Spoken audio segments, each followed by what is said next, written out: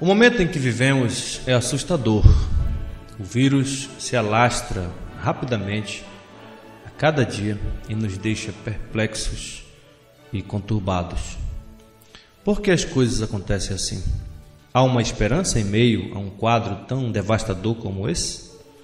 Vamos procurar responder essas coisas a partir do Salmo de número 8, que é o salmo da nossa meditação nesta noite.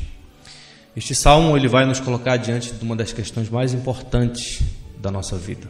Afinal de contas, o que é o ser humano?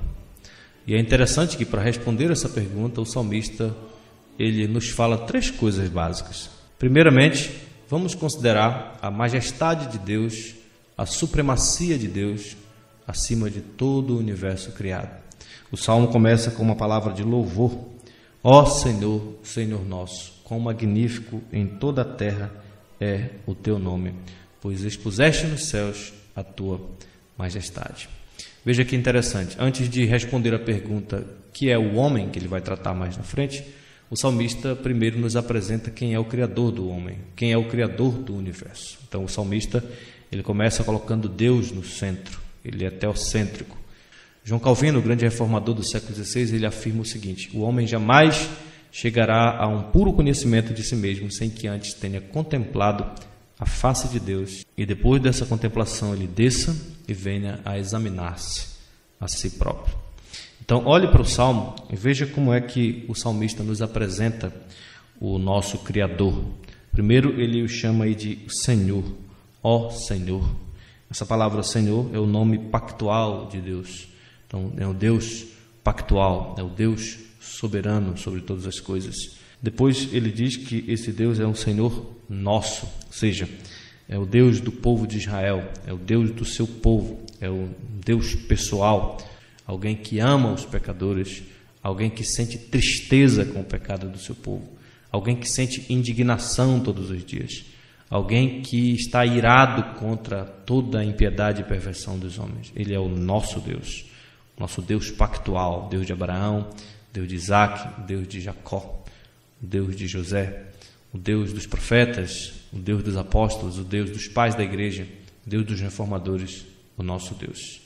O Deus que penetra nos recônditos mais íntimos do nosso ser, um ser pessoal. Em terceiro lugar, o Salmo ainda diz que esse Deus é um Deus surpreendente, porque o Salmo ele começa com essa visão desse Deus magnífico, glorioso, grandioso em toda a terra, porque toda a terra proclama a glória de Deus. Porém, esse Deus todo-poderoso, transcendente, majestoso, ele não está fora do alcance do seu povo. E diz o texto aí que esse Deus se revela até mesmo aos pequeninos. Da boca de pequeninos e crianças de peito, suscitar-te força por causa dos teus adversários, para fazeres emudecer o inimigo e o vingador. Eu acho muito interessante isso, porque esse texto vai se cumprir lá quando Jesus, em Mateus capítulo 21, está em Jerusalém, no templo, e diz a palavra de Deus que vieram a ele os cegos, os coxos, e ele os curou. Mas os principais sacerdotes e os escribas, vendo as maravilhas que Jesus fazia, e as crianças clamando Hosana ao filho de Davi, eles ficaram indignados, e eles perguntaram: você está ouvindo o que essas crianças estão dizendo? Jesus cita então o Salmo de número 8. Vocês nunca ouviram dizer o que está escrito? Da boca de pequeninos e crianças de peito tiraste o perfeito louvor? O que Jesus está querendo nos ensinar aqui é que os grandes, os poderosos, os fariseus, os mestres da lei, os escribas, os principais sacerdotes, mesmo diante de tantas evidências, eles não conseguiram ver que ali estava o Filho de Deus, que ali estava o Messias de Deus, que ali estava aquele que veio para reinar em Israel. Por outro lado, os coxos, os aleijados, os cegos, os mancos, eles se dirigem a Jesus e as crianças cantam o seu louvor. Até mesmo as crianças perceberam que ali estava o filho de Davi, que ali estava o Messias de Deus. E os escribas e fariseus, que tinham um alto conceito de si mesmos, eles não conseguiram ver essas coisas, porque Deus tem prazer em se revelar aos bebês. Em Mateus capítulo 11, verso 25 e 26, nós temos uma das passagens mais assustadoras da Bíblia. Jesus fala: graças te dou, ó Pai, Senhor dos céus e da terra, porque ocultaste essas coisas aos sábios e instruídos e as revelaste aos pequeninos. Sim, ó Pai, porque assim foi do teu agrado. Crianças de peito podem perceber que ali está o Filho de Deus, enquanto que os vaidosos, orgulhosos não conseguem compreender isso. E tudo isso aconteceu porque Deus tem prazer em se revelar aos pequeninos. Não apenas isso, Ele tem prazer em usar os vasos fracos, pequenos. Paulo fala, vede a situação de vocês, que não foram chamados muito de nobre nascimento, nem muitos sábios segundo a carne, mas Deus escolheu as coisas fracas para envergonhar as fortes. Não é uma questão de doutorado, não é uma questão de conhecimento científico, é uma questão de revelação. Da boca de pequeninos e crianças de peito, suscitar-te forças por causa dos teus adversários, para fazer emudecer o inimigo e o vingador. Vamos ver agora o segundo ponto. Essa segunda parte do Salmo, ela nos mostra duas coisas importantes. Primeiro, veja a pequenez do homem diante das obras da criação de Deus. Ele diz, quando contemplo os teus céus, obras dos teus dedos, e a lua e as estrelas que estabeleceste, que é o homem que dele te lembres, e o filho do homem que o visite. O salmista está olhando aqui para a grandeza das coisas criadas por Deus. Toda a terra está cheia da sua glória. Provavelmente ele está aqui numa noite estrelada e ele fica perplexo. Ele fica assim, aturdido com tanta majestade, e a sua perplexidade faz com que ele pergunte aquela pergunta de todos nós: quem sou eu diante de tudo isso? Quem sou eu para que o rei de toda a terra se preocupe com o meu nome, se preocupe com a minha dor? Primeiramente, pense na lua. A lua não é apenas um corpo celeste cheio de poesia e romantismo. Na realidade, meus queridos, a lua é uma espécie de diaconisa do Criador. Os cientistas dizem que se alguém conseguisse arrancar a lua da sua órbita, toda a vida cessaria aqui na Terra. Toda a vida seria impossível por aqui.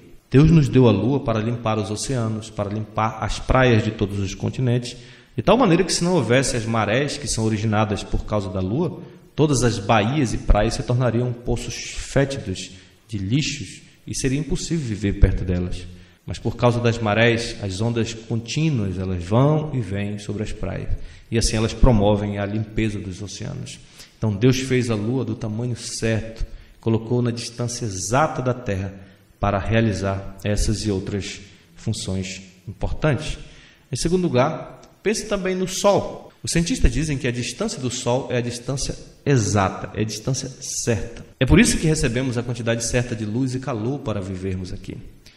Dizem que se nós estivéssemos mais afastados do Sol, se morássemos, por exemplo, em Marte ou em Júpiter, nós iríamos congelar. Se nós estivéssemos também mais perto, em Vênus ou em Mercúrio, não haveria vida para nós, não sobreviveríamos.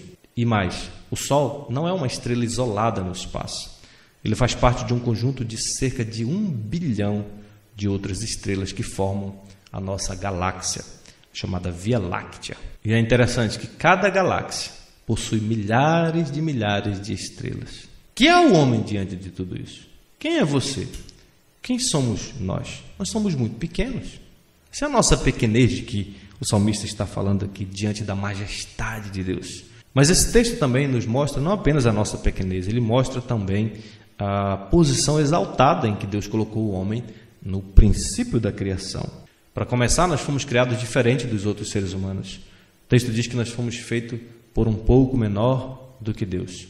Os peixes, as aves, os animais foram criados cada um segundo a sua espécie. Mas o homem foi criado à imagem e semelhança de Deus. O teólogo Herman Bavinck, ele diz o seguinte: o mundo inteiro é uma revelação de Deus, um espelho das suas virtudes e perfeições. Mas dentre todas as criaturas, somente o homem é a imagem de Deus, a mais elevada e mais rica revelação de Deus, e, portanto, cabeça e coroa de toda a criação. Deus deu autoridade e responsabilidade ao homem de governar a vida na terra. Todos os seres criados foram colocados sob o seu governo, como diz o Salmo aqui: ovelhas e bois todos, e também os animais do campo, as aves do céu e os peixes do mar, e tudo que percorre a senda dos mares. Tudo isso foi colocado debaixo da autoridade do ser humano. O homem, portanto, é uma criatura pequena que tem o privilégio de se relacionar com o seu Criador como alguém que reina dentro do universo em nome do Rei que o criou. Diante de tudo isso, o salmista termina louvando e glorificando a Deus e dizendo: ó Senhor, Senhor nosso, quão magnífico em toda a terra é o teu nome. Ou seja, a compreensão da nossa pequenez, da dignidade com a qual Deus nos criou, deve nos levar a louvar e a bendizer o nome do Senhor. Eu quero terminar fazendo uma pergunta importante. Onde está Cristo aqui nesse Salmo de número 8? Resposta: Cristo é o único homem em quem esse salmo se cumpre de verdade. Pense bem, esse salmo fala de como o mundo deveria ter sido. Esse salmo fala de como o mundo foi criado por Deus num princípio. Mas olhe ao seu redor, veja o que é que está acontecendo. Veja as reportagens nas mídias. Nós estamos diante de um grande problema. O salmo de número 8 é lindo, o salmo de número 8 é maravilhoso. Mas parece que ele não está descrevendo a realidade do homem hoje. Os cientistas fizeram progresso, a tecnologia avançou extraordinariamente, mas vemos que um vírus nos derruba, que um vírus nos causa pânico, que um vírus humilha todas as nações. Pense por um pouco no desequilíbrio da criação. Nem todos os animais nos obedecem, por exemplo. Na verdade, alguns deles nos causam muitos males e muitos medos. Pense na história inteira de abalos, tremores, terremotos, maremotos, tsunamis, furacões, pestes, doenças. Quantas pessoas têm morrido em meio a tudo isso? O que eu estou querendo dizer para você é que nós não dominamos a criação, pelo contrário. Muitas vezes nós estamos dominados pelos terrores da criação. Pessoas ainda morrem de doenças trágicas, pessoas ainda morrem de picadas de cobra, pessoas têm medo de baratas, de aranhas, de ratos, de serpentes e outros animais. E parece que há um descompasso em relação a esse salmo. O que está de errado com o homem, meu querido, é o pecado da humanidade. A Bíblia diz que o homem foi criado, sim, digno, mas ele não cumpriu o propósito original para o qual ele foi criado. Eles caíram no estado de pecado por desobediência à ordem de Deus. E por esta razão, o que aconteceu? Deus providenciou outro homem para restaurar a dignidade da humanidade. É isso que nós vamos ver em Hebreus, no capítulo 2, verso de 6 a 8. Aqui nós temos o autor de Hebreus citando o Salmo de número 8 e dando a ele uma interpretação cristocêntrica. E ele diz que em Jesus se cumpre o Salmo de número 8. Vemos, todavia, aquele que por um pouco, tendo sido feito menor do que os anjos, Jesus, por causa do sofrimento da morte, foi coroado de glória e de honra, para que pela graça de Deus ele provasse a morte por todo homem. O que o autor de Hebreus está dizendo é que Jesus Cristo veio ao mundo. Jesus Cristo é esse homem perfeito que está governando toda a criação. Isso que o homem sozinho não pode fazer, Jesus está fazendo. Agora mesmo ele está governando a criação. É verdade que por pouco tempo ele foi colocado em uma posição inferior à dos anjos, porque ele foi feito homem, para que ele pudesse morrer pelos pecadores. Ele experimentou a dura realidade da morte, e foi assim que ele ganhou a vitória no lugar do homem. Como diz o versículo 9, por causa do sofrimento da morte, foi coroado de glória e de honra. Agora todas as coisas estão debaixo do seu governo e autoridade, e nele o povo de Deus ganha de volta o domínio da criação e reina com ele pelos séculos dos séculos. Jesus, então, é o verdadeiro homem do Salmo de número 8. Só ele domina sobre toda a criação, e só nele nós somos uma nova criação para reinar com ele sobre a terra. Pode ser que em muitos momentos da sua vida você possa pensar: olha, eu gostaria tanto de ser esse homem do Salmo de número 8, que governa a criação, que tem domínio sobre as obras da criação, mas a minha vida está completamente arruinada, arrasada. Doenças, tragédias, mortes, angústias, solidão, pragas, pandemias me assustam e me tiram a paz. Você se pergunta então, por que tudo isso está acontecendo? A resposta desse salmo: tudo isso está acontecendo por causa da nossa rebelião contra a majestade desse Deus que nos criou. Como nós vimos, Deus nos colocou no Éden com toda a autoridade sobre todas as coisas, mas nós o traímos e fomos rebeldes para com ele, rejeitamos sua lei, declaramos guerra contra ele E foi assim que nós perdemos o domínio de todas as coisas e toda a terra se tornou maldita por causa do nosso pecado, do nosso velho pai Adão. E aí tudo ficou difícil, tudo ficou complicado. E se não bastasse tudo isso, o homem perdeu a sua identidade. Não é à toa que milhares e milhares de pessoas não sabem quem são, não sabem de onde vieram, não sabem o que estão fazendo aqui, não sabem para onde estão indo. Isso acontece porque o homem ficou impossibilitado de enxergar o verdadeiro sentido da existência humana. Ao ter rejeitado o Criador, ele perdeu a sua própria identidade. Mas Deus é um Deus gracioso e cheio de amor. Ele viu o desespero do homem e decidiu mandar o seu próprio filho em carne humana. E ele veio como um verdadeiro homem sem pecado e obediente. E como nosso substituto, ele venceu o diabo e ele morreu na cruz para a satisfação da justiça de Deus em nosso lugar. E por ter obedecido à vontade de Deus em todas as coisas, ele se mostrou digno de abrir os livros e desatar os selos. E ele foi morto e comprou para Deus os que procedem de todos os povos, tribos, língua e nações. Mas veja, ele não veio aqui apenas para morrer por nós, mas para reconstruir a raça humana e restaurar a nossa verdadeira humanidade. Paulo diz que quem está em Cristo é uma nova criação, é uma nova criatura, as coisas velhas passaram. Também o apóstolo Paulo diz que ele é a primícia dos que dormem, ou seja, ele é o primeiro fruto da ressurreição. Ele é a garantia de que a morte não nos derrotará, porque tragada foi a morte pela vitória.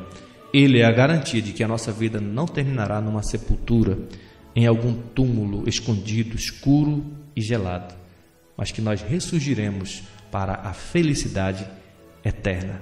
Como diz Apocalipse, onde não haverá mais morte, nem dor, nem pranto, nem desespero, nem coronavírus, nem nenhum tipo de pandemia que vai nos maltratar, porque nós reinaremos com Cristo sobre a terra por toda a eternidade.